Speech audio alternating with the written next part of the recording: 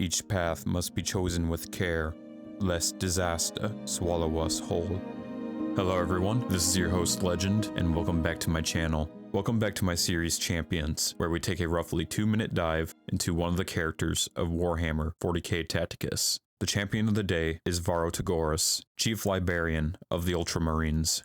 Varro Tigurius is the first character we unlock in Tacticus. His general role is being a psyker, and if we try to fit him into a guild raid team, he would fit best with the neurocomp.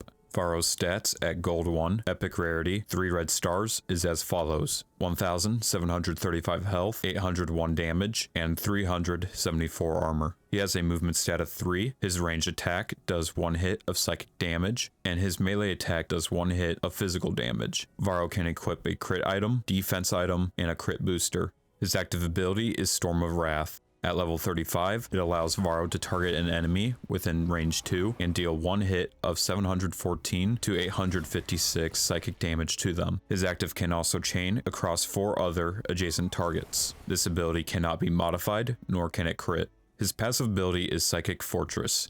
At level 35, it gives any friendly surrounding units an added block that has a 50% chance of triggering. This block will defend against 171 points of damage. Psychic Fortress also reduces incoming psychic damage by 342 points. The only trait Varro has is the general trait of Psyker.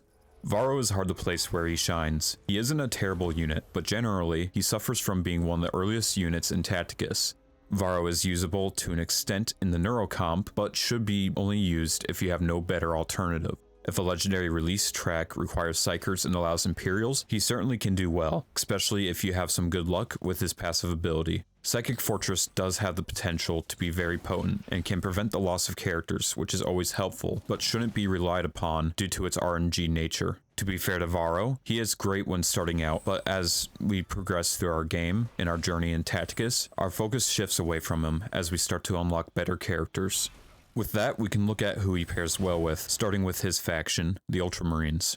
Overall, the Ultramarines don't have a built-in synergy and are in part each their own unit, but it doesn't mean that he cannot be helpful to his fellow battle brothers.